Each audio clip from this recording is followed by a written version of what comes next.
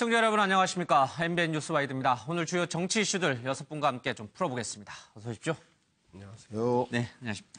오늘 본격적으로요, 이슈 좀 들어가기 전에, 문재인 대통령이 서울 성모병원에 들어가서, 이 대폭적인 국민 건강보험 제도를 좀 개선하겠다는 얘기를 했습니다. 웬만한 치료는 전부 건강보험으로 처리할 수 있도록 민영보험에 가입하지 않고도 이 국민들이 의료비 부담 없이 치료받을 수 있는 획기적인 대책을 내놓겠다라고 했는데, 생각보다 나온 폭이 상당히 좀 큽니다. 직접 들어보겠습니다.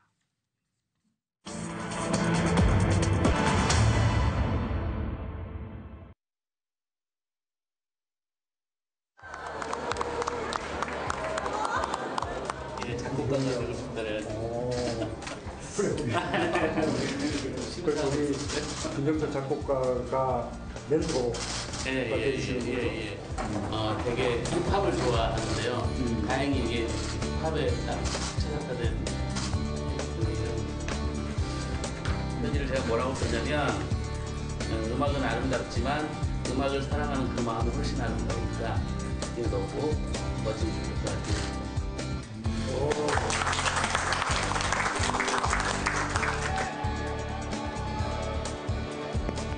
올해 하반기부터 바로 시작해서 2022년까지 국민 모두가 의료비 걱정에서 자유로운 나라, 어떤 질병도 안심하고 치료받을 수 있는 나라를 만들어 가겠습니다. 절박한 상황에 처한 환자를 한 명도 빠뜨리는 일이 없도록 의료 안전망을 촘촘하게 짜겠습니다.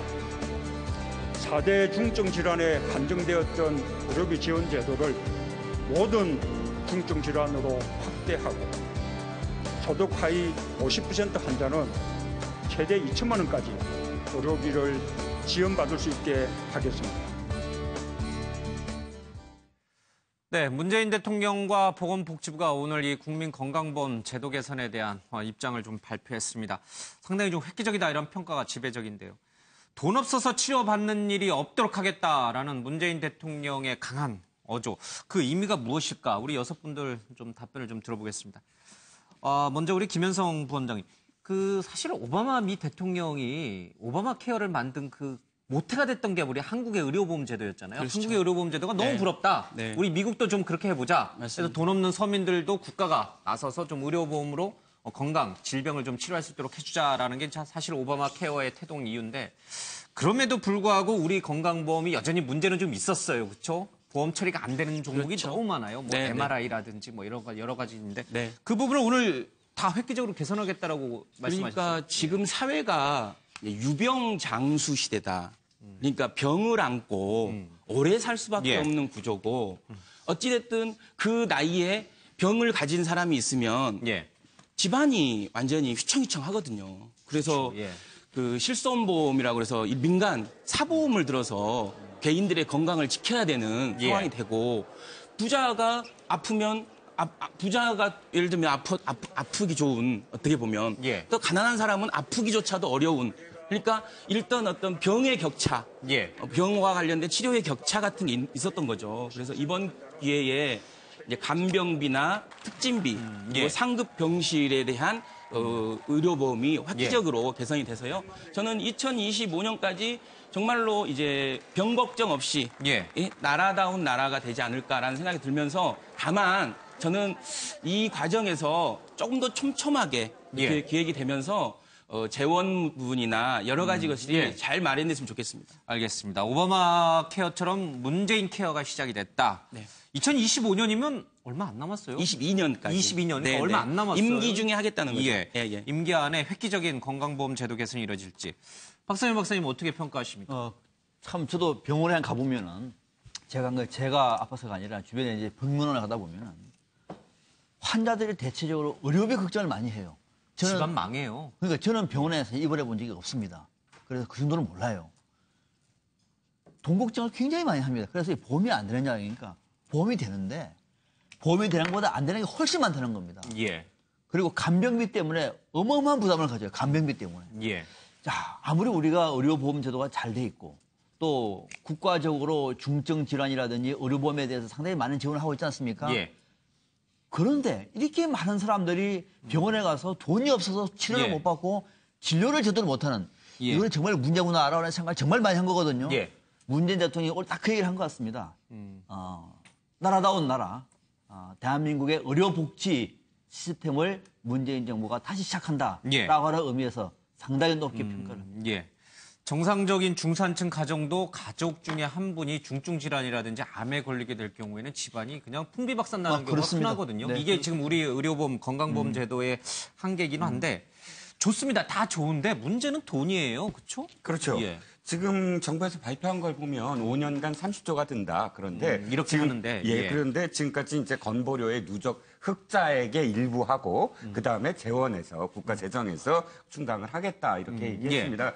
물론 이 전체적인 내용은 환영할 만한 일이고 미국만 보더라도 지금 오바마 케어를 지우고 또다시 이제 트럼프 케어를 예. 지금 아직도 통과를 못 시키고 있지 않습니까? 그런 걸 보면 어쨌든 진일보한 그런 이 의료 정책임에는 틀림이 없으나 재원이 저는 문제라고 생각을 해요. 우리나라 재정이 무슨 화수분은 아니지 않습니까? 예. 지금 일단 우리 문재인 정부가 출발하면서 현금이 들어가는 복지들이 굉장히 많아진 건 사실이잖아요. 예. 아동복지수당부터 신설하고 그래서 사실상 저는 이것이 이 정책 자체가 잘못됐다기보다는 그만큼 사실은 이번에 증세 문제라든지 이런 예. 부분들을 조금 더 솔직하게 내놔야 된다. 예. 이것도 역시 증세랑 상관없이 그냥 재정으로만 충당한다. 글쎄요, 그게 가능할까요? 좀 논쟁이 필요한 부분이라고 생각합니다.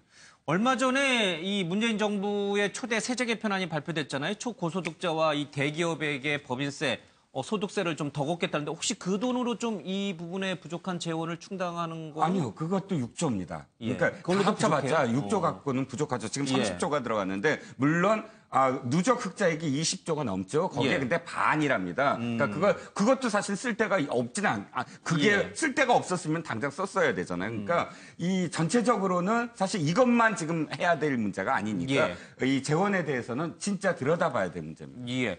노영희 변호사님도 비슷한 맥락에서 지금 짚으신 건가요? 예. 네, 사실 이제 의료복지라고 하는 것이 정말로 가장 중요하죠. 사람들이 살아가는 데 있어서는. 근데 그래서 당연히 복지국가의 완성으로서 저는 이런 제도는 필요하다고 봅니다만은 예. 현실적으로 그게 얼마나 가능할 것인지 지금 현재 문재인 대통령이 지난번에 100대 과제를 실천하시겠다고 목표 내세우시면서도 사실은 엄청난 재원이 들어가니까 그걸 어떻게 세수를 마련하느냐 이런 얘기 많았었는데 예.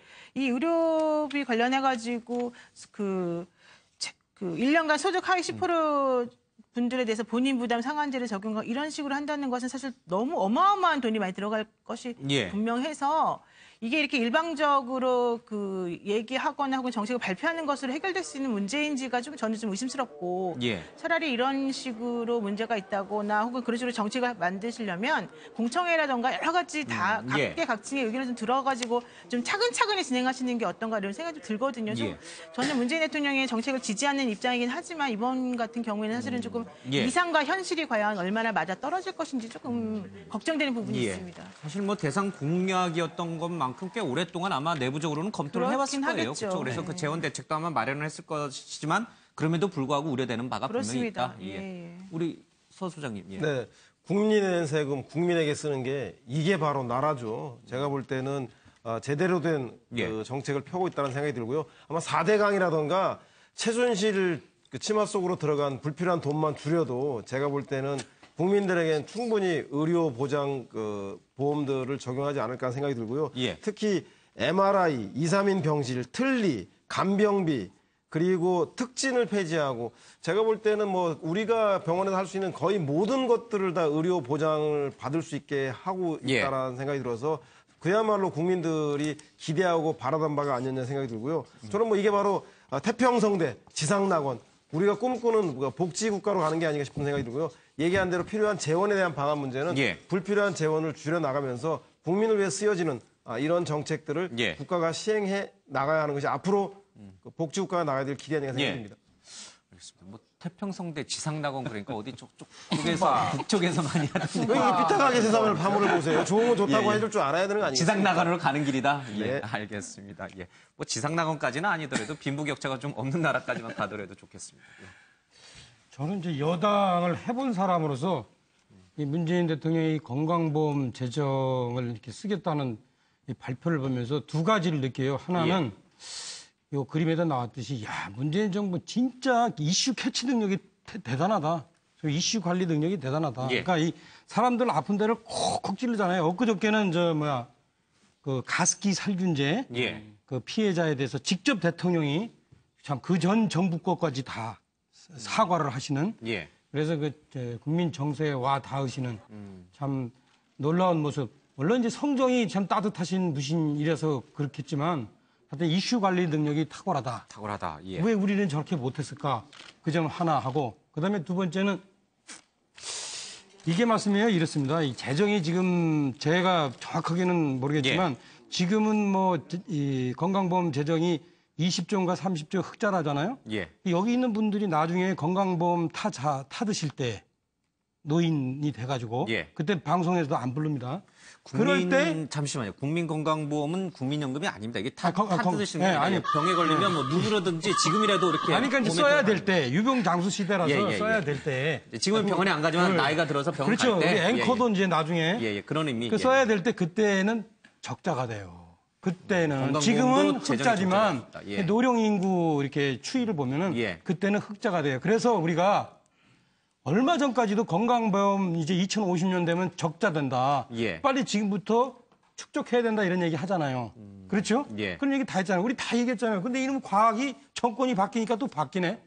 과학도 정권 바뀌면 바뀌나? 지금 봐도 그때 가서 무슨 노령 인구가 줄어들지 않아요. 훨씬 늘어나는데 배로 늘어나는데 그러면 그때를 위해서 재정을 아껴야지. 그 전 정권은 몰라서 이걸 안 했겠습니까? 그래서 이 부분에서 저는 기본적으로 쓰고 보자. 이런 생각 아니신가. 그래서 뭐 조심스럽게 얘기하면 재정 정책을 좀 적극적으로 대처하셔야 되겠습니다라고 이제 아까 우리 이 노영희 변호사님 얘기하지만 뭐 저는 노골적으로 얘기해가지고 이거 큰일 났습니다. 이거 앞으로 이거 20, 30년에 어떻게 하시려고 그러는지 이 부분에 대해서 대통령께 이 안을 제안했던 분들은 좀 더 상세한 20, 30년 후의 건강보험 재정 문제에 대해서 좀 국민들께 설명을 좀 해주셨으면 좋겠습니다. 알겠습니다. 이 국민연금도 그렇고 국민건강보험도 그렇고 항상 재정이 이제 문제인데 기대와 우려가 공존하고 있는 것 같습니다. 자, 다음 주제로 가보겠습니다. 자, 북한이요, 괌, 미국의 이 전략 기지가 모여있는 이 괌에 대해서 미사일 발사로 폭격을 할 수 있다라는 얘기를 꺼냈습니다. 화염, 분노 이런 얘기도 나오고 있고요. 북미 간의 말폭탄 전쟁이 벌어지고 있습니다. 자, 이런 가운데 우리 한국의 역할은 과연 무엇일까? 자, 북한이요, 이 괌 주변에 미사일 시험 발사를 통해서 괌을 포위할 수 있다 이런 발언을 위협을 내놨습니다. 이에 대해서 미국은요, 만일 그럴 경우에는 이 한반도가 화염과 분노로 덮일 것이다라는 얘기를 하고 있습니다. 북핵 미사일의 대응 전력 확보 시급한 과제다라는 게 바로 이제 우리 입장이긴 합니다만은. 북미 간의 말폭탄 사이에서 우리의 입장이 좀 어정쩡한 것 아니냐라는 비판적 시선도 있습니다. 미국령 괌의 미사일 포위 사격을 검토하겠다. 우리 한국에 대해서는 서울을 불바다로 만들겠다는 얘기를 다시 좀 꺼내고 있습니다. 송영무 국방장관 얘기입니다. 괌 관련해서 특이 동향은 없다. 그러니까 북한의 이런 주장은 그냥 엄포에 불과하다. 허풍이다. 이제 이런 얘기를 좀 하고 있고요. 추미애 대표는 북한이 주먹 풀고 대화를 해서 손 내밀어야 된다. 이런 얘기를 하고 있습니다. 정우택, 북핵 남일. 과거사 파헤치면 몰두할 일이 아니다라는 얘기를 하고 있고요. 국민의당은 북한의 위협, 문재인 정부는 도대체 뭐하고 있나라는 비판적 시선이 있습니다. 자, 하태경 의원도 북한의 이런 협박, 위협은 뻥으로 들린다는 얘기를 하고 있죠.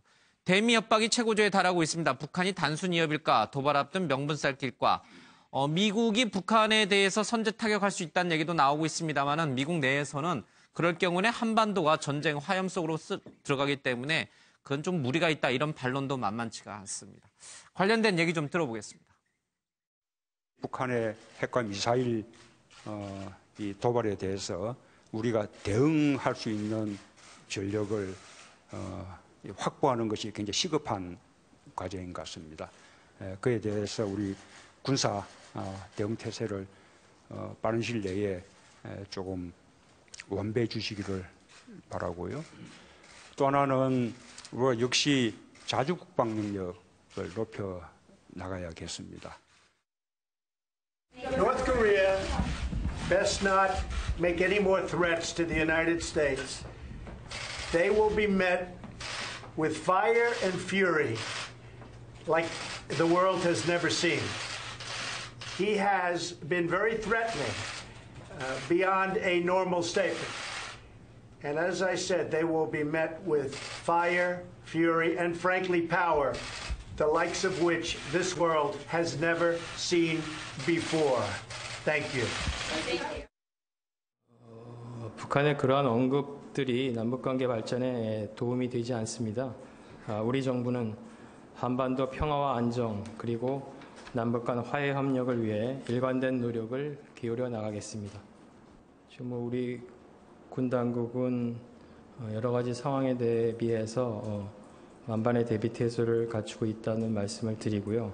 그다음에 지금은 안보리 제재가 충실히 이행되어야 하는 상황이고요. 북한의 도발 중단 및 태도 변화가 중요하다고 생각합니다. 네, 북한이 대륙간 탄도미사일 탄두 부문에 실을 소형 핵폭탄 개발에 성공했다는 얘기가 미국 내에서 나오고 있습니다. 이런 가운데 미국령이 괌 쪽에다가 북한이 미사일을 쏘게 될 경우 사실상의 영토 침범이고 전면전 선언이나 마찬가지거든요. 그럴 경우에 어떻게 될 것인가 우려 섞인 시선들이 많습니다. 우리 이 시장님부터 좀 얘기를 들어보겠습니다. 일단 지금 8월 위기설이 언론에 굉장히 많이 나오고 있죠. 왜냐하면 8월에 을지 프리덤 가이드라고 해서 미국의 굉장히 이 항공모함을 포함한 전략 자산들과 미국의 어떤 그 주력 그런 부대들이 우리나라 군과 함께 연합 훈련을 합니다. 언제나 북한은 이것을 두려워했고요. 그런데 작년에 했을 때 북한은 두려워하지 않았어요. 그러니까 이 김정일이 있을 때 김정일은 언제나 프리덤 가이드 훈련 같을 때 숨어 다녔는데 작년엔 SLBM을 쐈거든요. 그러니까 그만큼 사실은 일촉즉발인 건 맞습니다. 그럼에도 불구하고 사실 입싸움 정도에 아직은 그칠 것이다. 왜? 워낙에 막강한 그런 전력들을 갖고 있기 때문에 북한이 아무리 그래도 사실 그러니까 실제로 전쟁이 벌어질 가능성은 8월 달에는 아닐 것이다. 그러나 지금은 아니더라도 사실상 언젠 사실 전쟁이 벌어질지 모르는 일촉즉발인 건 사실 맞거든요. 그런데 우리가 무엇을 할 수 있을 것이냐? 사실 운전대만 잡고 있다. 어디로 엑셀을 밟지도 못하고 있다라는 게 안타깝습니다. 북한이 괌 주변에 진짜로 미사일을 쏠 수 있어요? 쏠 것 같아요? 충분하죠. 왜냐하면 지금 그거 쏘면은 그쪽은 미국령이기 때문에 미국 영토 침범인데. 일단은 지금 그런 그 실력은 갖고 있습니다. 화성 14호가 이미 8,000km, 10,000km고 지금 화성 12호라는 건 6,000km거든요. 그러니까 괌을 쏠 수 있는 실력은 충분하다는 것이죠. 그런데 괌을 왜 쏘겠습니까? 거기에 지금 우리나라의 지금 B1B라든지 뭐 스텔스라든지 이런 전략 자산을 보낼 수 있는 기지가 괌에 있기 때문이거든요. 지금 무슨 얘기냐면 너네 아무리 전략 자산 우리 전개해봤자 우리가 전략 자산을 보내는 원점 타격을 하겠다라는 경고겠죠. 만약 그것도 사실은 전면전을 부르는 행위이기 때문에 북한도 섣불리 쏠 수 없을 것이다. 이런 시선도 분명히 존재하는 것 같습니다. 서 소장님 얘기 들어볼게요. 네, 아니 미국과 북한 이게 보자 하니까 한국을 보자기로 보는 것도 아니고 아무리 말의 성찬이지만 하는 말이라고 지금 현재 서로 협박성 발언하는데 결국 한반도 전쟁 위기가 고조되면 전쟁이 발발할 경우에 가장 큰 피해는 한반도의 대한민국 아니겠습니까? 그렇기 때문에 남북이 모두 군사적 대립과 제재 압박 등을 자제하고 대화에 나서야 되는 그 상황인 것 같다는 생각이 듭니다. 다행히 이번 달 8월 1일에 뉴욕타임즈가 틸러슨을 당장 평양으로 보내라.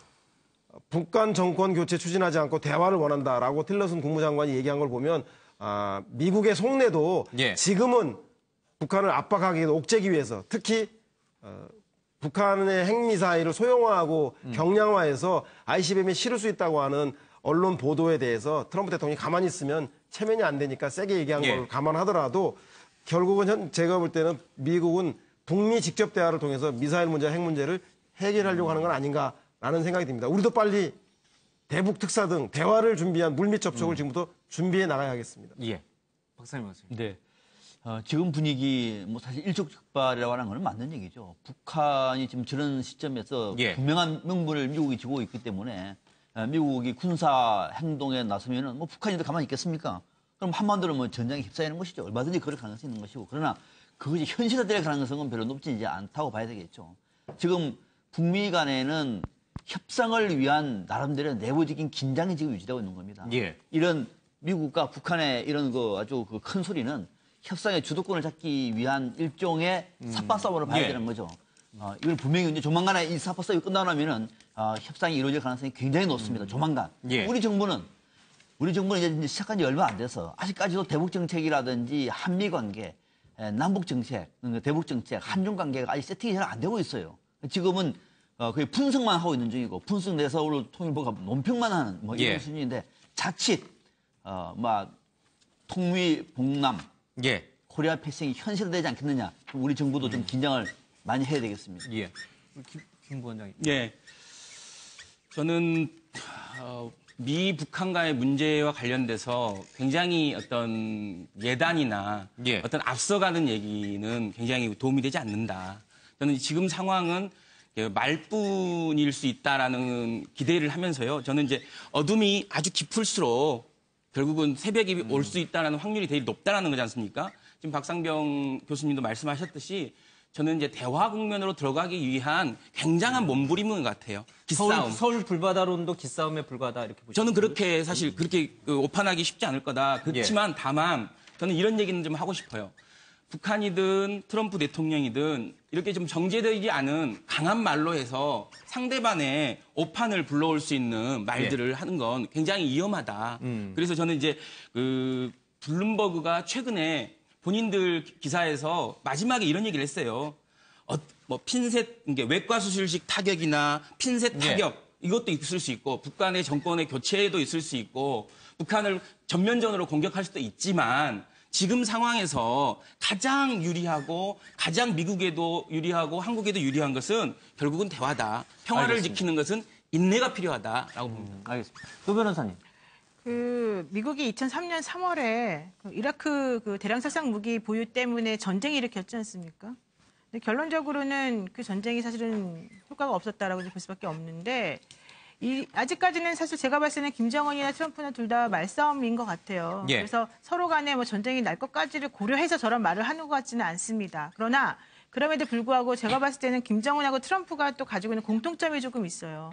약간 외모도 좀 비슷해 보이긴 하지만 그거보다도 더 생각해 볼 수 있는 것이 이 두 분은 약간 좀 감정적인 발언을 섞어서 하면서 또 그걸 행동으로 보여주는 어떠한 그런 모습들을 지금까지 보여왔거든요. 그래서 이런 상황이라고 한다면은 뭐 지금 당장 뭐라고 할 수는 없겠지만 그럼에도 불구하고 어쨌든 위험이 좀 닥쳐오고 있다라고 하는 그런 위기감 같은 것들을 좀 생각해 봐야 될 필요가 있고 특히 여기서 가장 문제가 되는 거는 우리 정부의 역할이라는 게 사실 보이지가 않고 힘이 없지 않습니까? 이런 상황에서 어떻게 해야 될지에 대해서 좀 깊은 고민을 해야 될 것 같습니다. 알겠습니다. 예. 일단은 지금 상황이 어떤 상황이냐면 사실은 이렇습니다. 산에서 소위 말하면 이 서로의 생존 경쟁에서 밀려난 멧돼지가 있는데 이게 마을로 내려왔어요. 이 마을로 내려온 멧돼지를 어떻게 대응해야 될 거냐. 머리를 뒤로 해서 도망가면은 멧돼지가 지가 진짜 무서운 줄 알고 쫓아와서 받아요. 그래서 그 멧돼지를 대응하는 요령은 일부러 동작을 크게 해가지고 정면을 쳐다보고 노려보면은 멧돼지가 나보다 더 무서운 짐승이 있네 하고 도망가는 상황인데 지금 이런 상황입니다. 확실한 거죠. 예, 그건 맞습니다. 멧돼지 대응 요령. 예. 그거는 뉴스도 안 봐요? 뉴스에 다 그렇게 알겠습니다. 대응 요령 얘기합니다. 예. 그래서 지금 상황이 이런 상황이에요. 그러니까 김정은이가 미쳐가지고 무조건 공격할 것도 아니고 그다음에 이 소위 말하면 짓기만 하고 안 무는 그런 상황이 아니고 일단 지금 서로가 지금 역량 시험을 하는 거예요. 테스트를 하는 건데 그 상황에서 지금 아마 제가 볼 때 이렇습니다. 김정은이는 현재까지 입수된 정보로는 김정은이 이걸 알고 있을 거예요. 중국도 한반도에서 전쟁이 일어나는 걸 원치 않습니다. 실제 이게 얽히기 시작하면 자기네가 미국에 비해서 국방력이 10분의 1밖에 안 되는데 그건 자기들한테 손해죠. 현재 상태 스테이트에서 코를 원하는 거고 근데 미국도 원치 않아요.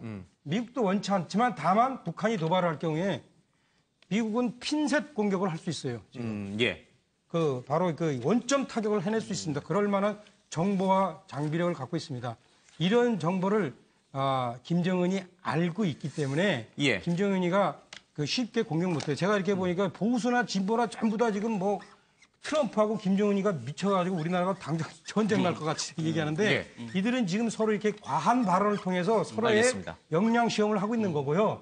그런 측면에서 이제 우리가 해야 될 건 뭐냐. 지금 제가 얘기했듯이 우리의 동작을 크게 해야 됩니다. 동작 크게. 예, 예. 그러니까 쉽게 얘기하면은 이 동북아시아에서 내지는 세계에서 전쟁이 가장 없었던 때는 예. 냉전 시기예요. 서로의 세력이 균형했을 때. 그러니까 우리가 빨리 한미 동맹을 굳건히 하고 유엔과의 협력을 예. 굳건히 해서 한쪽엔 미국 깃발, 한쪽에는 유엔 깃발을 두고 그래서 우리 블록화를 충실히 해가지고 예. 이 틈이 없는 거를 보여줘야 돼요. 알겠습니다. 그러니까 멧돼지를 만났을 때 멧돼지보다 더 큰 동작으로 해야 멧돼지를 물리칠 수 그럼요, 있다는 예. 얘기인데 평화니 뭐니 예. 이런 얘기는 좀 당분간 접어두고 나중에 다 할 테니까 걱정 말고 그거를. 예. 그 연장선상에서 저도 이거 앵커는 없나요? 딱 한마디만 좀 질문 좀 드리고 싶은데 지금 문재인 대통령도 우리의 자체 전력 확보가 시급한 과제라고 얘기했고요. 송영무 국방장관도 핵추진 잠수함을 도입할 필요가 있다 이런 얘기를 했어요. 핵추진 잠수함, 핵무기 보유 이거 지금 문재인 대통령과 우리 국방장관이 염두에 두고 있는 것인지 이거 갖고 있어야지. 그러니까 더 큰 동작을 하기 위해서 이거 갖고 있어야 되는 것인지 그 필요성. 우리 김 원장님한테만 좀 짧게 듣겠습니다. 필요해요? 저는 개인적으로 봤을 때는 지금 전체적으로 베를린 구상이다 예. 여러 가지를 했는데 지금 불가피한 측면은 있어요. 지금 상황에서. 보유할 필요는 있다. 불가피하게 어찌됐든 예. 지금 현 사정 변경의 이유는 있을 수 있지만 예. 저는 충분한 대북 문제와 관련돼서는 국민적 공감대를 이루고 실제로 메시지를 주고 신호를 보내는 거거든요. 북한에게. 예. 저는 이제 대한민국이 이 문제에서 주도권을 갖는 건 훨씬 더 북한과의 정보력이나 교류가 만들어야 된다. 그렇지 않으면 절대 운전석에 예. 앉을 수 없다라고 보는 거죠. 그러니까 이게 뭐 보유해야 된다는 얘기입니까? 안 해야 된다는 얘기입니까? 안 해야 된다는 얘기입니다. 안 해야 된다는 얘기입니까? 지금 현 상황에서 불가피할 수 필요성은 있지만 아니다. 저는 그렇게 강대강으로 대결 대 대결로 갔을 때 예. 절대 한반도의 문제가 해결되지 않는다고 봅니다. 알겠습니다. 도망가는 거지 그럼. 저 도망가는 것이 아니라고 보는 거죠. 저는. 알겠습니다. 네. 사실 굉장히 좀 예민한 문제입니다. 우리가 핵 보유국이 되느냐 안 되느냐 이 문제도 상당히 좀 예민한 문제이기 때문에 여기서 뭐 답을 내기는 좀 어려운 문제인 것 같습니다. 다음 주제로 가보겠습니다. 박찬주로 갑니다. 네, 장관 경고에 한 달 별거도 못 고친 아들같이 생각한 갑질. 한민구 전 국방장관이 박찬주 대장에 대해서요 경고를 했을 당시에 박찬주 대장이 부인에게 화를 내면서 한 달간 두 부부가 떨어져서 지냈다고 합니다. 그럼에도 불구하고 끝내 부인의 갑질을 고치지 못했다라는 얘기가 오늘 언론 보도에 나오고 있습니다. 잠깐 좀 보겠습니다. 박찬주 대장이 어제 군 검찰에 출두해서요 15시간 40분 조사를 받고 오늘 아침에 귀가를 했습니다. 그러니까 본인이 골프 연습을 할 때 공을 주워오라고 한 것은 시인을 했습니다. 공감 비품 절도와 관련해서는 모든 부분을 부인했습니다. 그런데 박찬주 대장이 흥미로운 얘기를 했습니다. 자신이 군 검찰에 나와서 조사받은 것이 불명예스럽긴 하지만 자신에게 소명 기회를 줬다는 것에 감사한다 이런 얘기를 했습니다. 부인 행위를 구체적으로 몰랐다라고 하는데 그렇다면 한 달간 별거한 것은 무엇인지 그것도 좀 의문점으로 남습니다. 문재인 대통령이 오늘 그런 얘기를 했습니다. 군 최고 엘리트 고위층에서 이런 일이 벌어져서 충격을 받았다. 용납하기 어렵다. 이런 얘기를 했습니다. 군 검찰은 공간과 집무실 등등 동시다발 압수수색에 좀 들어갔습니다. 한 달 별거를 했지만 갑질을 못 막았다라고 하는데 이 부인은 도대체 누군지 얼굴을 공개라는 시청자들의 항의가 이제 쇄도하고 있습니다. 부인과 관련해서 주의하라는 말 이후에 한 달간 별거를 좀 했고요. 공간에 오지 마라라고 해서 부인은 서울 서초동에 있는 집에서 지내고 대구에 있는 공간에는 한 달 동안 나타나지 않았다고 합니다. 관련 영상 좀 보겠습니다.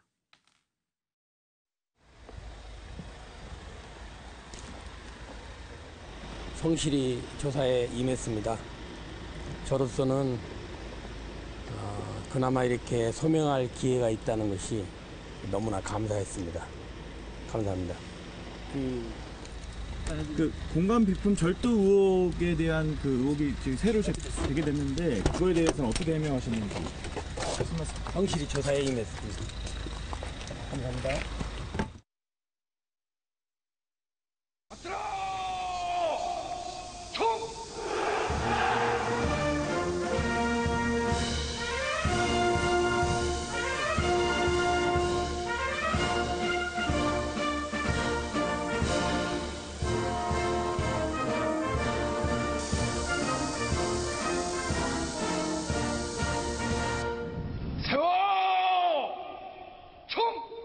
모든 것은 검찰에서.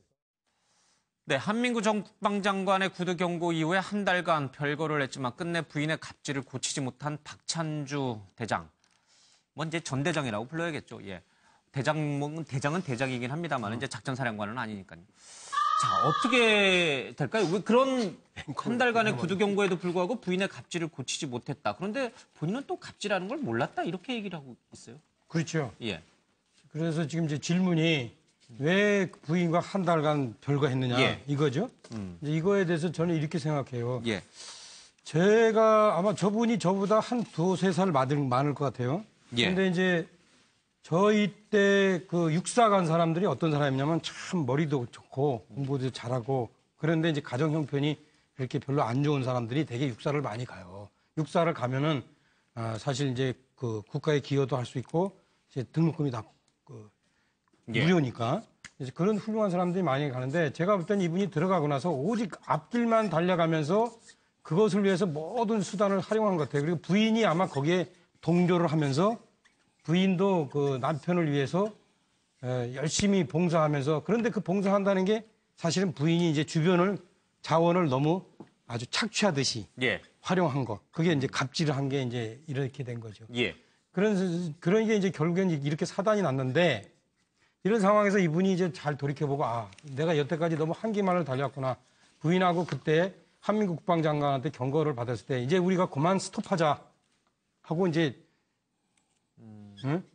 속도를 멈췄어야 되는데 이분이 부인을 탁 떨궈버린 거예요. 그거 보면서 딱 생각이 나는 게 과거에 계백 장군이 탁 적과 싸우러 갈 때 그죠? 자기 가족을 몰살을 시키고 가잖아요. 죽을 각오를 하고. 예. 그런 건 좀 본인이 좀 착각한 것 같아요. 내 출세하는 것이 곧 나라에 충성하는 것. 이런 생각을 하고선 부인하고 한 달 별거를 하고 자기 앞길만 간 것 같아요. 그때 이분이 내가 너무 많이 왔구나. 예. 부인하고 같이 이제 그만 가자. 이제 이랬어야 되는데 그게 아니라 진급에 눈이 얻어가지고 그냥 부인하고 한 달을 별거를 알겠습니다. 한 것 같아요. 예. 이해가 되는 듯하면서도 약간 이해가 안 됩니다. 좀 어렵나? 저만 그런 건가요? 어쨌든 부인을 과감하게 계백장구처럼 이제 최후의 전쟁을 치르러 가면서 부인 가족을 칼로 베듯이 그렇게 단호하게 좀 더 뱄어야 된다 이런 뜻인 거죠? 아니죠. 부인하고 같이 그만뒀어야지. 더 이상 지금까지 왔던 그 갑질을 그만뒀어야 되는데 머리가 나빠서 이해를 못했다. 부인하고 왜 한 달 별거를 하냐고 세 번을 좋아하고 배는 충만했다는 거죠, 그렇죠? 예. 아니죠. 한 달 별거 하면 안 되죠. 별거 하면 안 된다. 거기서 그만했어야죠. 하여튼 알겠습니다. 제가 뭐 시청자분들께서 이해하시기 바랍니다. 예. 우리 송 관장님.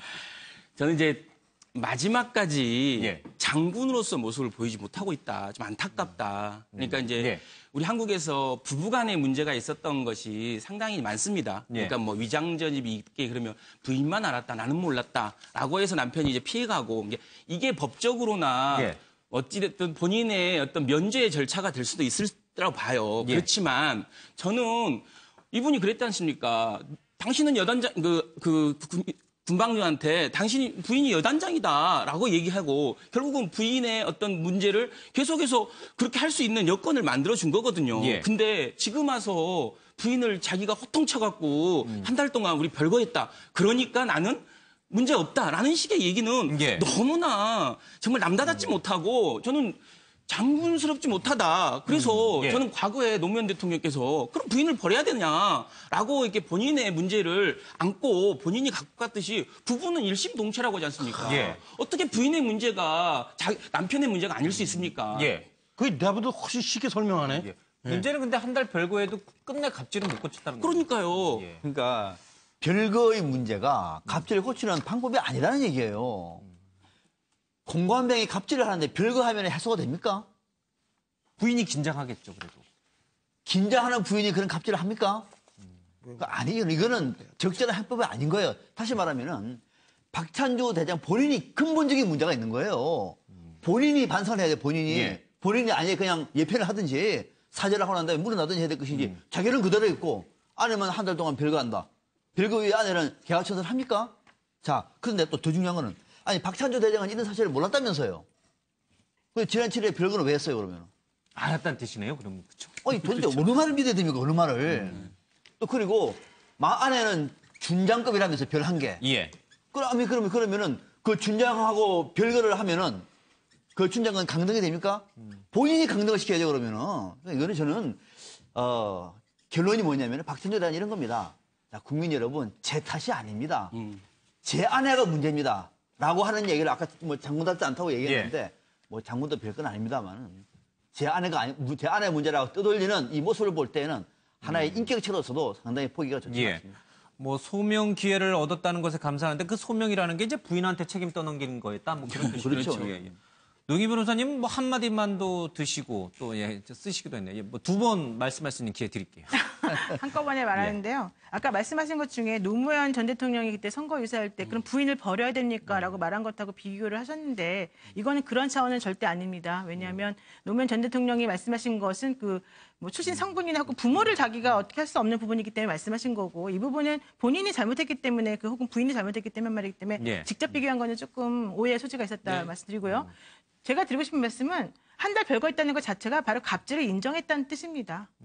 그러니까 박찬주 대장도 인정한 것이고 부인도 인정한 것입니다. 그러다 보니까 서로 얘기하다가 서로 싸우게 됐고 결과적으로 이제 별거 상태에 있다가 나중에 이제 다시 정상적으로 돌아왔는데 또 다시 똑같은 형태의 갑질이 있었다는 거 아니겠습니까? 그러니까 본인들은 기본적으로 그런 얘기가 있었다는 것에 대해서는 서로 인정했지만 그걸 누가 책임질 것인가에 대해서 서로 간에 얘기를 하다가 아마 싸웠던 것으로 좀 추정이 되지만 또 그럼에도 불구하고 다시 한 달 정도 그냥 별거했다가 다시 또 똑같은 행동을 했다는 것 자체에 있어서 그게 더 문제의 심각성을 보여주는 거다라고 말씀드리고 싶고요. 이건 매우 부끄러운 발언일 수밖에 없는 구조다. 이거 설명드리고 싶습니다. 네, 제가 보기에는 박찬주 대장 별거 한 게 아니라 별거 당한 거예요. 이 사람 보니까 부인한테 야 그것도 못 맞고 장관한테 전화하게 만드냐고 야단 맞고 별거 당한 거 아닌가 생각이 돼요. 왜냐하면 군 검찰 조사에서 공감병에 대한 부인의 부당 대우에 대해서 구체적으로 난 몰랐다라고 끝까지 부인을 한단 말이에요. 몰랐으면서 어떻게 별걸 당하냔 말이에요. 문제가 있었으니까 싸웠으니까 별거를 부인한테 내쫓긴 거 아니겠습니까? 그런 제가 볼 때는 그런 의미에서 본인이 군 검찰에서 한 그 진술과 별거가 일치하지 않는다. 즉 이 얘기는 뭐냐면 군 검찰 당국에서 거짓말을 했기 때문에 이 사람 제가 볼 때는 옷 뺏긴 다음에 민간인 검찰 가서 톡톡하게 조사를 다시 받아야 되는 거 아닌가 생각이 듭니다.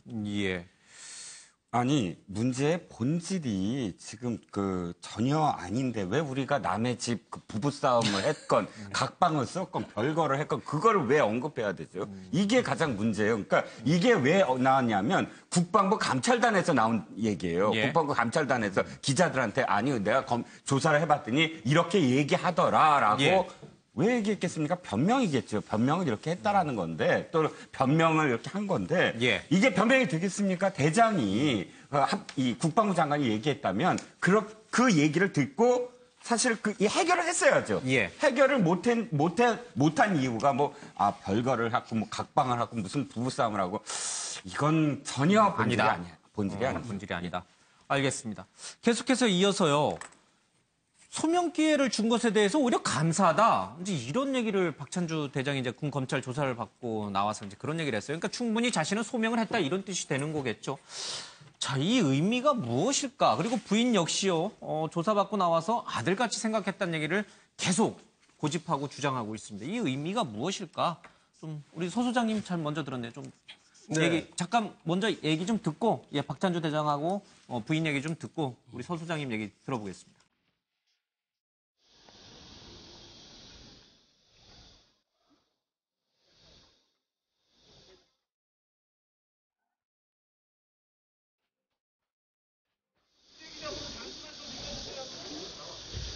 오른쪽도 잠시만요.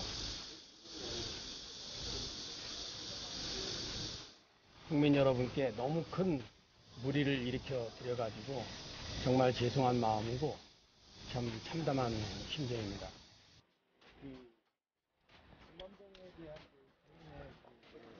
알고 계셨는지 좀 한번. 조사에 성실히 임했습니다.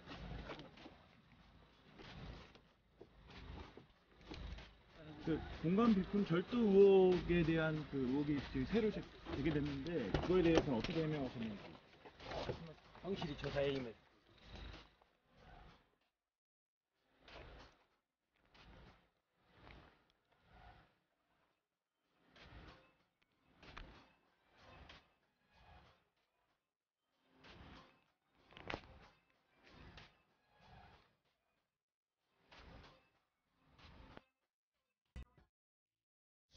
공관병 괴롭혔다는 그동안의 혐의에 대해서 인정을 하시나요? 예, 제가 잘못했습니다. 그냥 아들 같은 생각하고 그냥 아들 같은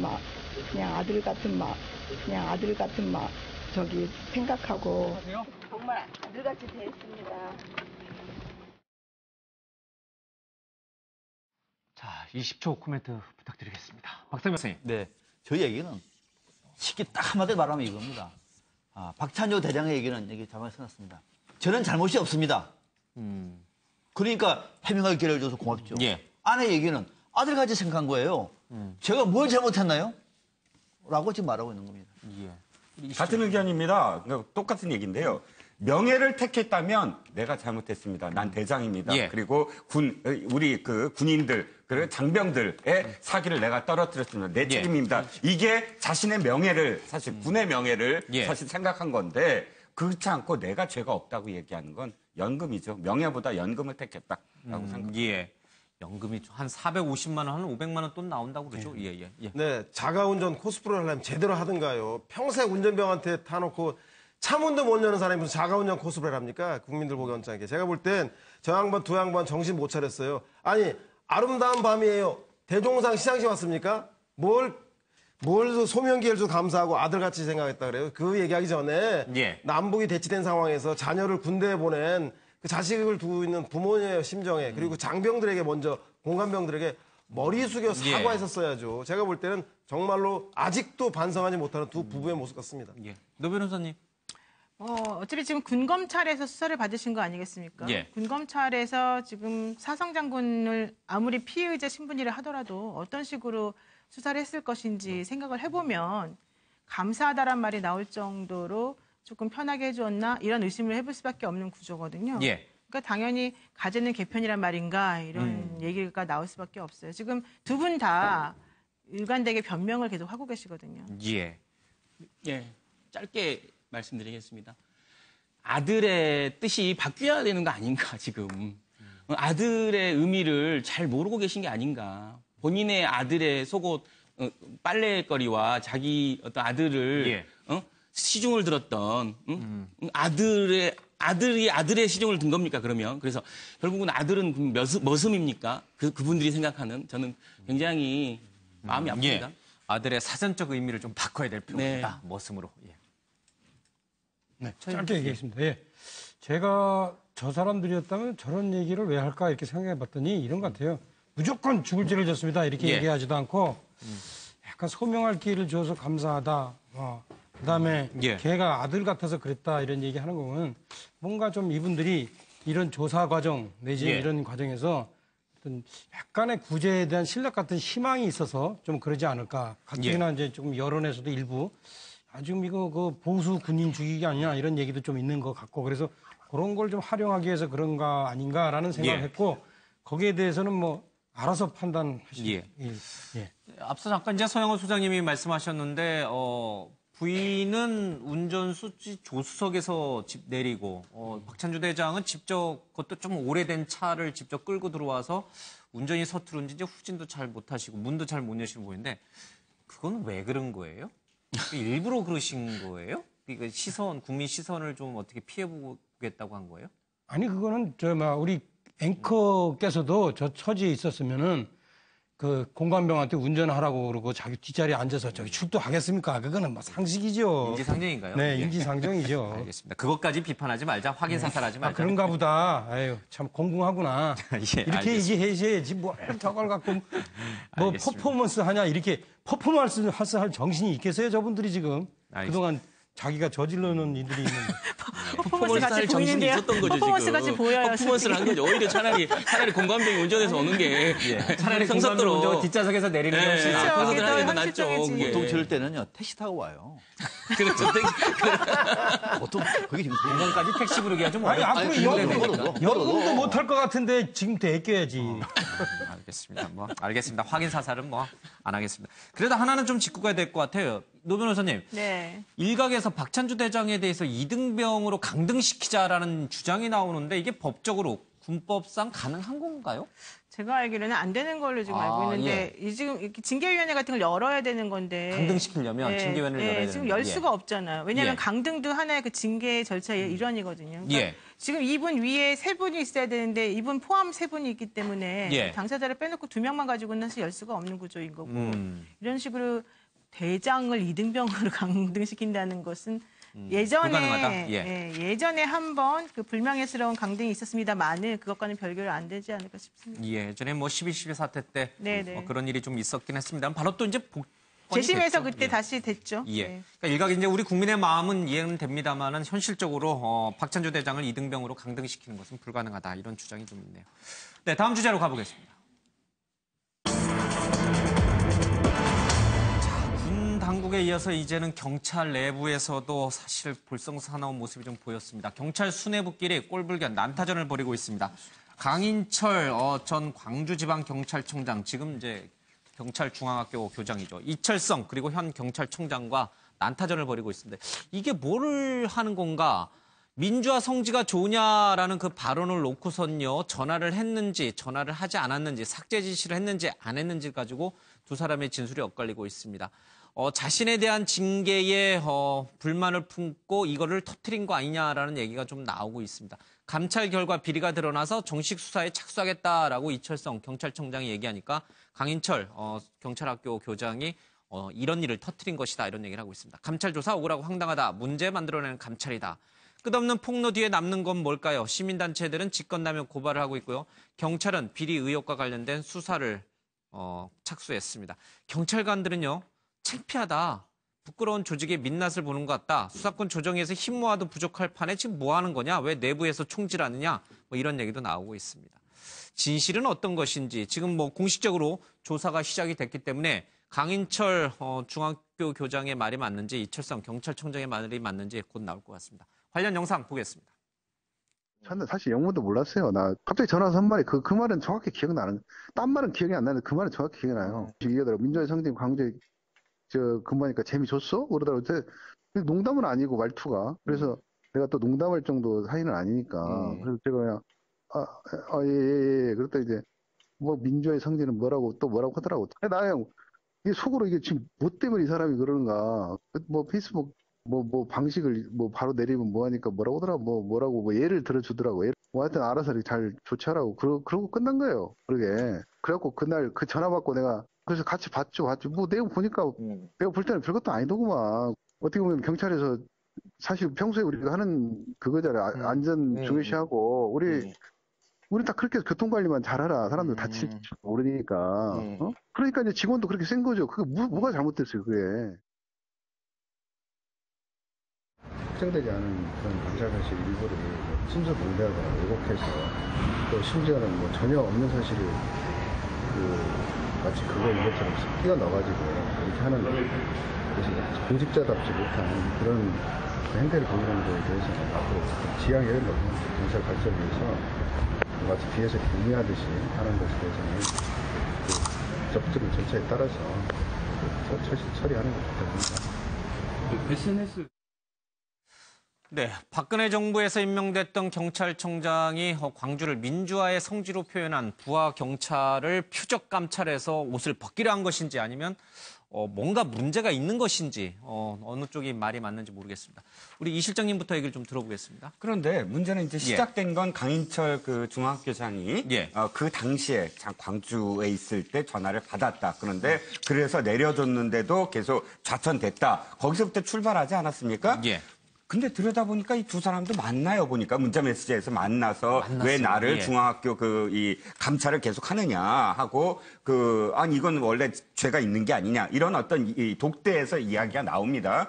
나중에 듣고 봤더니 그런데 중앙학교 안에서도 사실은 이 부분과 관련해서 제보를 한 사람이 있어요. 그러니까 전화로 문제 제기한 사람이 있고 그 문제 제기한 사람이 좌천됐다는 보도가 나옵니다. 그러니까 자기도 좌천됐는데 자기가 또 그렇게 한 거로 지금 보도가 되고 있어요. 그렇다면 문제는 간단합니다. 누가 잘못했다, 누구만 잘못했다 이게 아닙니다. 다 따져봐야 돼요. 저는 강인철 그 중앙학교장의 문제도 본인은 변명을 하고 있지만 정확하게 뭐 목욕탕 문제라든지 아니면 그 관용차 쓴 거라든지 이 모든 부분들을 정확하게 따지자. 그래서 모두 다 잘못이 있다면 또 그것도 다 드러나야 된다라고 생각합니다. 뭐 중학교 내에 치킨 가게를 하나 만드는 문제를 놓고 이제 상조회랑 뭐 압력을 썼다 뭐 이런 얘기까지 흘러나오고 있어서 정말 비위가 있는 건지 그래서 감찰을 시켰는데 그게 논란이 된 건지 아니면은 이철성 청장의 어떤 정치적인 야망 때문에 이렇게 된 것인지 뭐 여러 가지 이제 좀 헷갈리는 부분들이 좀 있는 것 같습니다. 저는 이제 시시비비야 이제 가려지겠죠. 그리고 이미 이제 사실관계 문제와 관련돼서 서로 대립되는 게 있으니까요. 그건 반드시 밝혀야 되는데 저는 이번 사건을 보면서 사람은 변하지 않는다. 그러니까 이청설 청장이 백남기 농민 사건 관련해서 앞으로 인권 경찰이 되겠다라고 얘기하신 거잖아요. 근데 저는 그 11월 달에 그런 문제를 가지고 그래서 그 정도의 사실관계까지 왜곡시킬 거진 않을 것이다. 쉽게 드러날 수 있는 부분이니까. 근데 광주를 민주화 성지라고 표현한 그 페이스북 글 하나를 가지고 전화를 해서 문제를 제기했다. 그건 상당히 저는 사람은 참 쉽게 변하지 않는구나. 그래서 최근 우리 택시 드라이버에서 노 광주 노머니 그러지 않습니까? 실제로 광주가 없었으면 민주화가 없었는데 그런 정도의 민주화 성지라는 표현 정도도 용납되지 못하고 본인의 어떤 마음속에 어떤 그런 게 있었다는 거죠. 욱하는 게.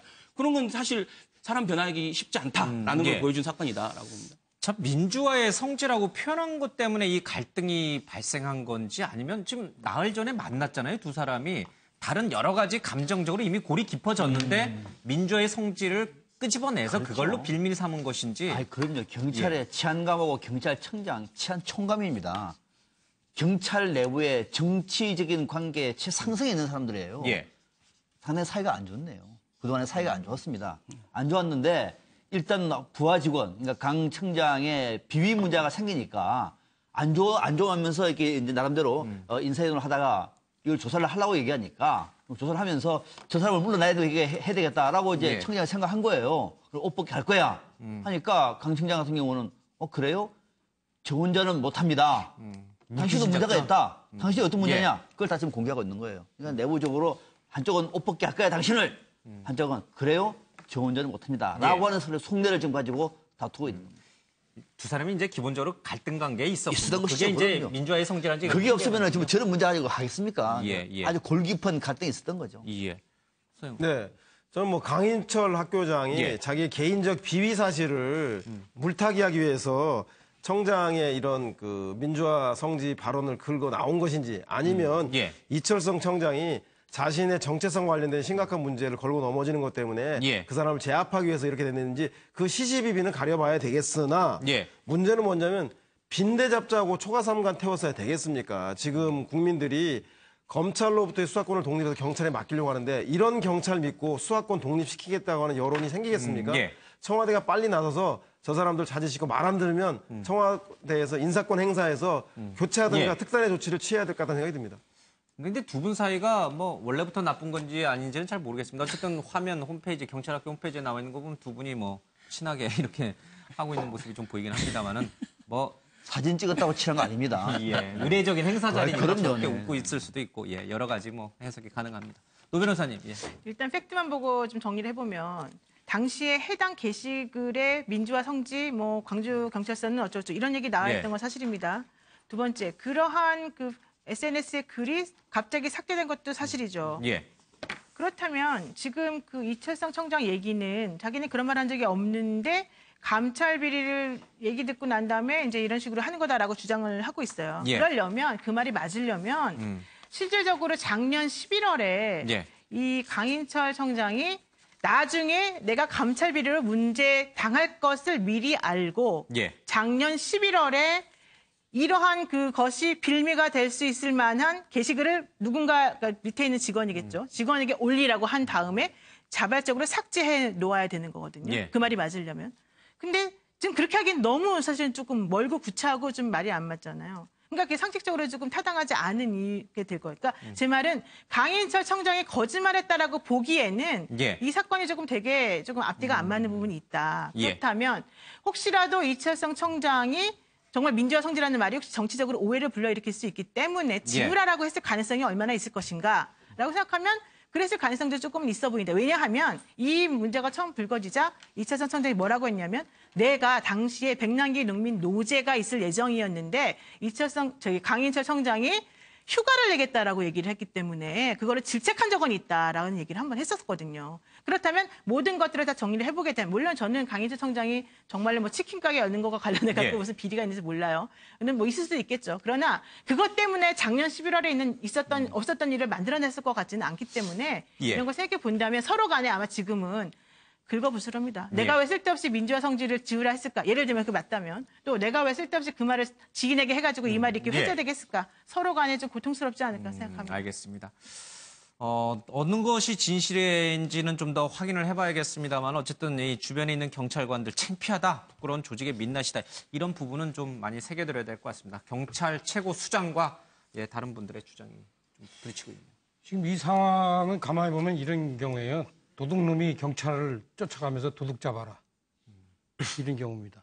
누가 도둑이에요? 그건 이제 알아서 생각해 보세요. 지금 상황이 이렇습니다.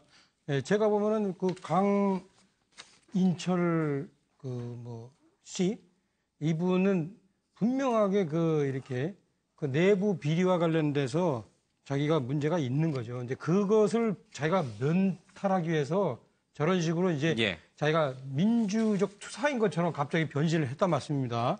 그래서 저는 이 문제를 문재인 정부가 어떻게 처리하느냐 이것에 따라서 상당히 국민적 시선이 달라질 거다. 지금 최근에 이렇게 민주화 정권이 바뀌니까 어떤 사람 이런 얘기도 한 사람 있잖아요. 자기 치킨집 했다 망해놓고 박근혜 정부가 탄압해서 망했다. 이런 식으로 민주화 내지는 정권 교체 시에 이 편승하는 사람들이 있어요. 이런 사람들까지 자기 편이라고 해서 이런 사람들 편을 두면요. 국민들이 바로 시선이 돌아섭니다. 이 지금 이철성, 강인철 사건의 경우에 문제의 본질이 뭔지 이거를 정확히 알겠습니다. 봐서 어떤 처분을 해야지 괜히 저 민주 도둑한테 이렇게 같이 편을 두면 국민들 욕먹습니다. 말씀 중에 강인철 중학교장이 뭔가 문제가 있다, 비위가 있다. 이거는 이제 너무 단정적이에요. 지금 있다라고 혐의가 있잖아요. 일단 뭐 혐의를 받고 있고 좀 살펴봐야 되니까 단정할 수는 없습니다. 참고하시기 바랍니다. 알겠습니다. 6분의 얘기를 좀 들어봤습니다. 다음 주제로 갑니다.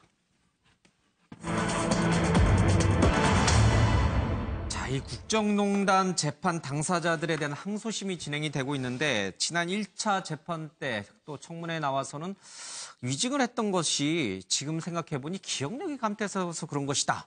뇌물이 아니라 선물이었다. 이런 게 뻔뻔한 항소심 재판 현장을 저희들이 좀 살펴보겠습니다. 이분들이 정말 기억력이 나지 않아서 정말 나는 그거 뇌물 아니고 선물이었는데 1심 재판부가 너무 가혹하게 처벌을 내린 것인가? 김영재 부부 서창석에 소개해 준 적 없다라고 이임순 씨가 얘기를 했죠. 그러나 위증이었습니다.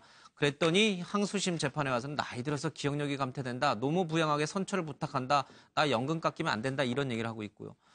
특검이 자백을 강요한다. 특혜 요구한 적 없다라고 했던 이 박채윤 씨 깊이 반성하고 있다. 아이들 곁으로 돌아가게 해달라라고 또 꼬리를 낮추고 있습니다. 김기춘, 조윤선, 이영선, 최순실 다들 이 재판을 지켜보면서 저마다 속내가 좀 다른 것 같습니다. 줄줄이 이어지는 국정농단 항소심, 전망은 또 이 재판 막바지로 다가가고 있는데요. 박근혜 전 대통령의 지지자들이 기자들 또 주변 특검들에 대해서 거친 말과 함께 폭력을 행사하고 있는데 그 이유도 좀 살펴보겠습니다. 관련 영상 보겠습니다.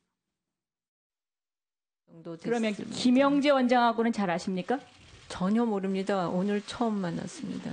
그런데 서창석 원장께서는 증인께서는 어떻게 김영재 원장을 이임순 증인으로부터 알게 됐다고 말씀하시죠?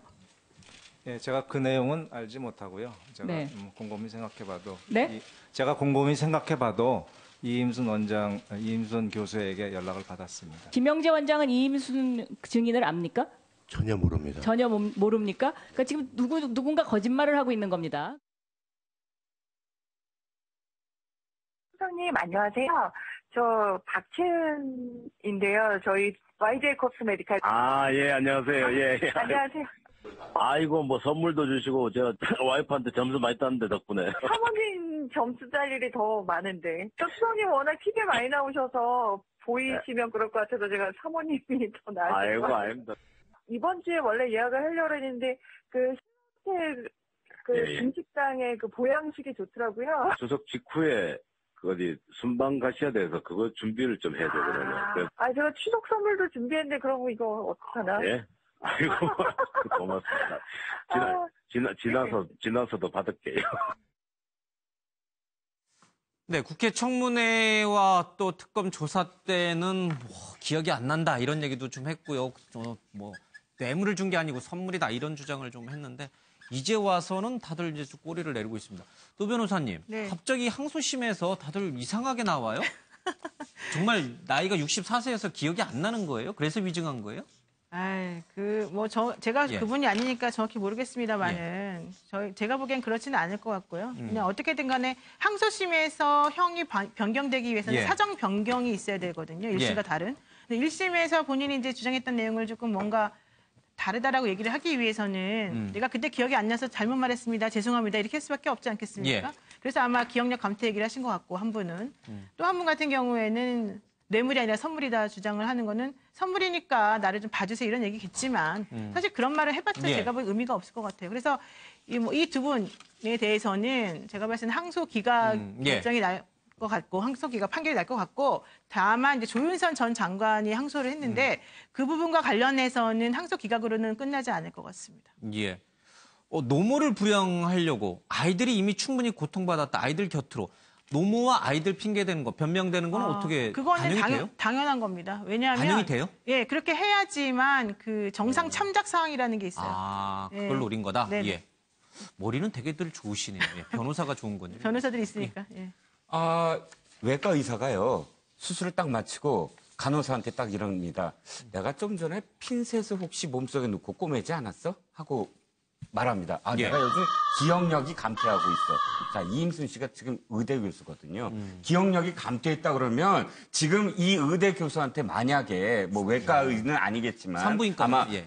외과의는 아니겠지만 지금 같이 이 수술을 예. 받은 사람들은 어떡하라고요? 의대 교수가 기억력이 감퇴한다면 진즉에 의대 교수를 그만뒀어야죠. 말이 변명이 안 예. 되는 것이죠. 그러니까 어찌됐든 아까 그 대장님도 그렇고 이 교수님도 그렇고 예. 연금 하나만큼은 정말 목숨보다 소중하다라고 예. 주장을 하고 있습니다. 이게 징역 1년 이상 되면 연금이 절반으로 뚝 줄어든다면서요? 예. 네. 저는 법리적으로 유리하게 하기 위해서 저는 말도 안 되는 법리 대응을 하고 있는 예. 것 같은데 판사나 재판부나 검찰이 바보가 아닌 이상 지켜보는 국민들도 바보가 아닌 이상 저런 얘기에 소감을 갖지 않고요. 다만 속으로는 예. 이 피의자들이 부패는 달지만 그 죄값은 독약 같다는 것을 뼈저리게 느끼고 있지 않을까 그런 생각이 듭니다. 예. 저는 간단히 얘기하겠습니다. 이분들이 왜 항소를 했으며 그다음에 과거에 진술했던 걸 왜 번복하나? 제가 볼 때 이래요. 특검의 패를 이제 다 1심 통해서 다 본 것 같아요. 그래서 자기들이 항소하면은 예. 아마 이길 수 있을 것 같다. 그래서 진술 번복하면 자기들도 조윤선 장관처럼 되지 않을까. 예. 이런 기대가 있지 않나. 제가 볼 때는 그런 것 같습니다. 알겠습니다. 박성현 선생님. 근데 아마 이들은 당시에 국회에서 정언하고 사건이 터지고 할 때만 하더라도 예. 이 사건이 이렇게 확대가 돼서 전 국민들이 다 알 정도로 시시콜콜한 내용이 전부 다 공개되리라고는 예. 정말 생각을 못했을 거예요. 그때는 내 혼자 그냥 입을 닫아버리고 거짓말 하면은 쏘가 넘어가겠지. 그때는 모를 줄 알았습니다. 국민들이. 예. 근데 지금 보니까 국민들 다 알아요. 더 잘 알아요. 그럼 어떻게 할 거예요? 방법이 없어요. 예. 근데 거짓말한 걸 얘기를 해야 되잖아요. 그때 거짓말했으면 이렇게 말할 수 없잖아요. 그때 기억력이 없어서 제가 그랬습니다. 변명하고 있는 거죠. 예. 권력은 달고 실제 그것을 이제 감당하려니까 쓴 맛을 보고 있는 기간인 것 같은데요. 전체적으로 지금 그 법원에 국정농단 사건으로 법원에 지금 심판을 받고 있는 분들이 대부분 지금 항소를 하고 있어요.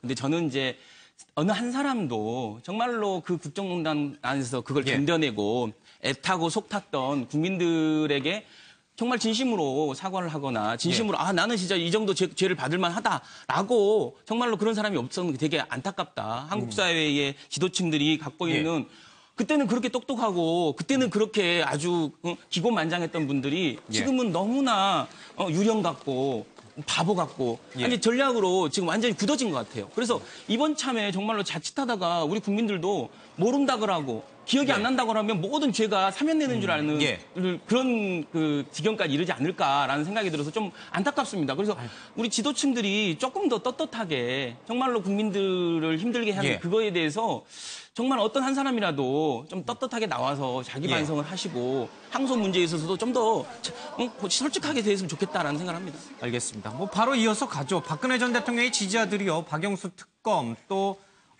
현장에서 취재하고 있는 기자들에게 물병도 던지고 욕설도 좀 벌이고 있습니다. 왜 그럴까? 먼저 현장 그림 보겠습니다.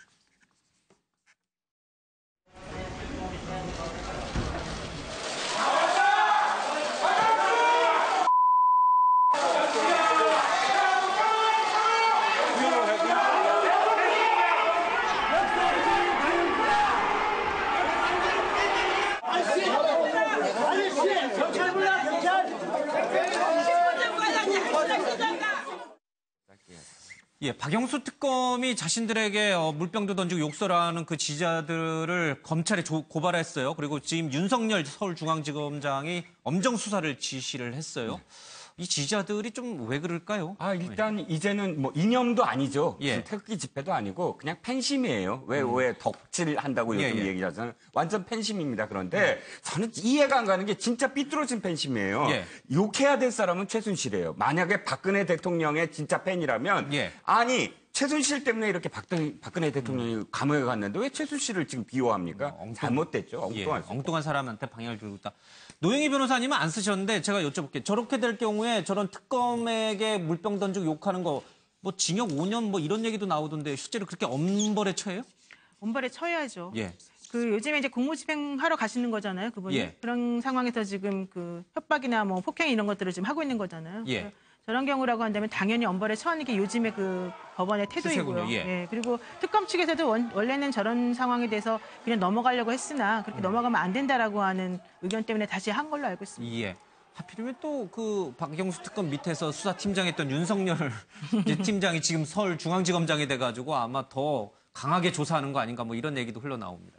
네, 잠자는 윤석열의 코털을 건드렸죠. 이것으로 제가 볼 때 탄핵 문제는 진보의 보수 그리고 그 여와 야의 문제가 아니라 탄핵은 민주주의 파괴행위고 헌법과 법률을 부정하는 폭력 집단들의 그 문제가 아니었나라는 생각이 듭니다. 그래서 확인시켜주는 그 결과라는 생각이 듭니다. 알겠습니다. 이 보수의 가장 큰 가치가 법치와 헌법을 준수하는 거라고 누누이 뭐 보수를 표방하시는 분들이 얘기하거든요. 근데 스스로가 사실 지금 민주주의 덕을 가장 많이 보고 있는 분들이 박근혜 대통령과 박근혜 대통령 그 국정을 농단했던 분이에요. 그러니까 5년 내내, 아니 재임하는 4년 내내 민주주의와 헌법을 그렇게 농단해서 결국은 그 농단한 민주주의와 헌법에 가장 덕을 보고 계세요, 지금. 근데 지금 그 지지자들이 아니 정말로 그런 사람들이 법치를 농단하는 이 사건까지 가서는 안 된다. 알겠습니다. 박익성 변호사님. 네, 인간이 인간으로서의 가치를 확실하게 담보할 수 있는 영역이 바로 이성이 있다는 겁니다. 그래서 서양의 합리주의가 계몽 철학의 바탕이 됐던 것도 그런 배경이 있는 것이죠. 좀 더 심하게 글을 쓰고 싶었습니다만은 이분들의 언행은 이성의 종말입니다. 이성이 종말, 이성이 붕괴, 이성이 몰락하면 어떻게 되느냐 이렇게 되는 겁니다. 알겠습니다. 청해 좀. 저분들이 무슨 국정농단에 털끝 하나라도 관여를 했겠어요? 다만 이제 저렇게 함으로써 본인들이 이제 억울한 심정을 표현했겠는데 그런 경우에 이제 그게 자승자박이 되죠. 얼마 전에 그 어떤 판정을 내린 재판관한테 한 사람들이 그 악성 댓글을 올렸다 그러잖아요. 그런 사람들하고 똑같게 되는 겁니다. 그래서 뭐 우리가 추구하는 가치 중에 하나가 법치주의인데 스스로 법치주의를 무너뜨리면 스스로 그게 자신의 족쇄를 채는 거라는 걸 이제 염두에 두실 필요가 있겠다. 알겠습니다. 앞서 서영호 소장께서 이제 탄핵이 민주주의 파괴행위 아니라요. 탄핵 반대가 민주주의 파괴행위입니다. 죄송합니다. 탄핵당할 뻔하셨습니다. 정정하겠습니다. 다음 주제로 가보겠습니다.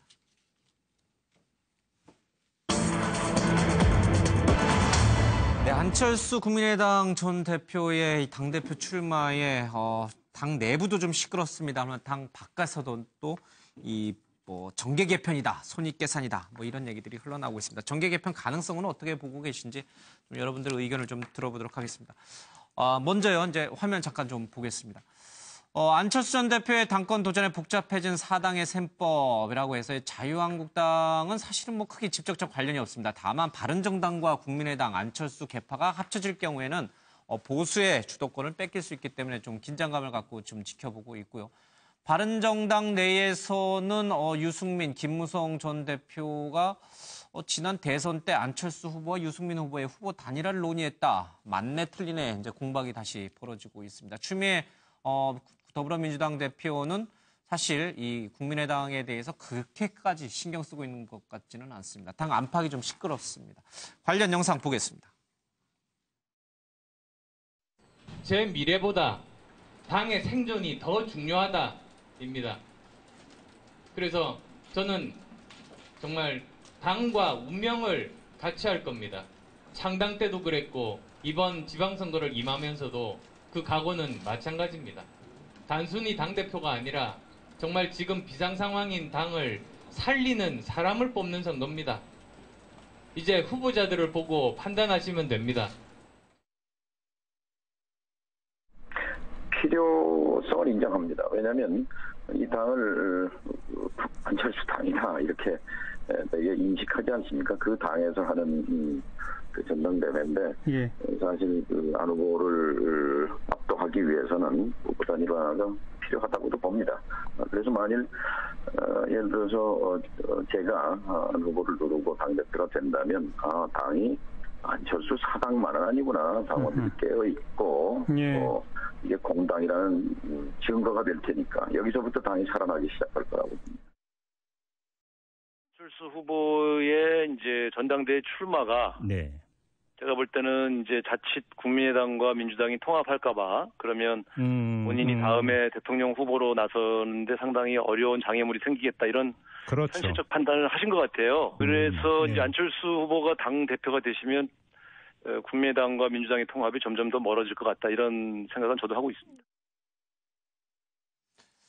예, 안철수 전 대표의 당대표 출마가 국민의당뿐만 아니라 정계 개편에 회오리를 가져올 것이다 이런 얘기가 좀 있는데요. 여섯 분의 시각을 좀 짧게 좀 들어보겠습니다. 노 변호사님. 뭐 누구나 다 아실 거라고 생각합니다. 민주당은 되게 복잡하겠죠. 왜냐하면은 온다고 하면은 안 받을 수도 없고 그렇다고 해서 또 받자니 여러 가지 복잡하고요. 그다음에 자유한국당은 너무 기쁘겠죠. 사실 손해날 게 제일 없는 당입니다. 흐뭇합니다. 바른정당 입장에서는 국민의당 안철수 후보가 당대표가 된다 그러면은 또 어떤 뭐 여러 가지 방법이 나오겠지만 그렇지 않는다면 되게 복잡할 것 같습니다. 아직까지는 모르겠다 생각할 것 같습니다.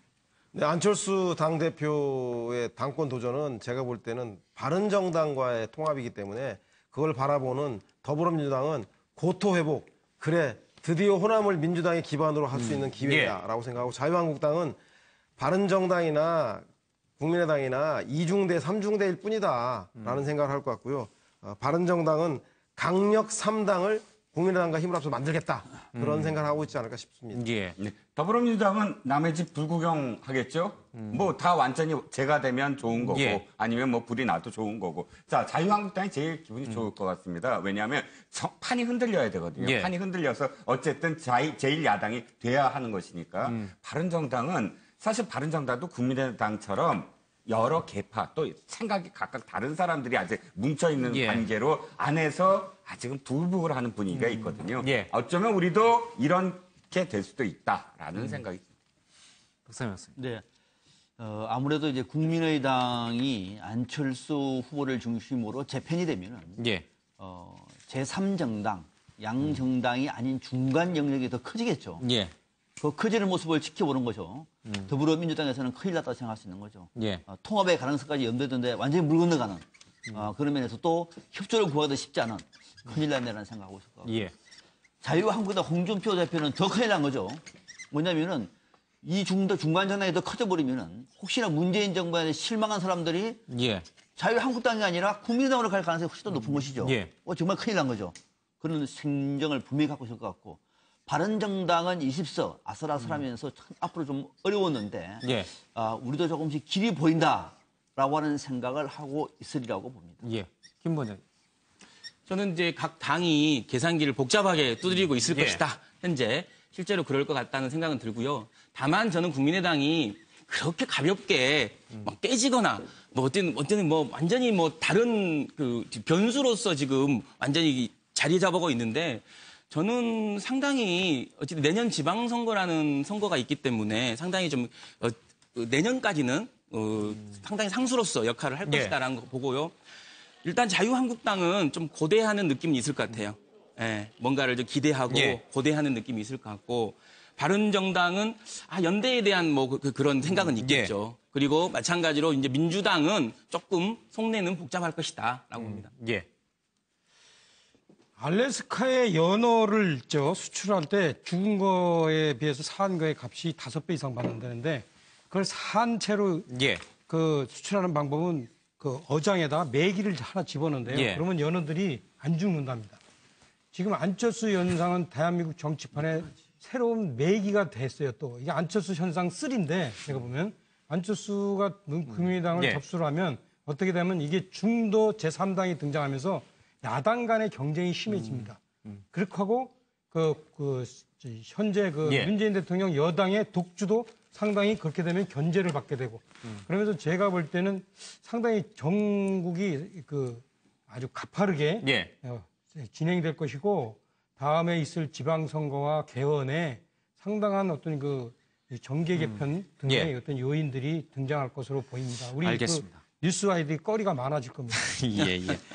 지난 대선 당시에 안철수, 유승민 두 후보 간의 후보 단일화 작업이 있었는지 없었는지 없고 박지원 의원과 또 유승민 의원의 얘기가 엇갈리는데 이것도 아마 쟁점이 되는 것 같습니다.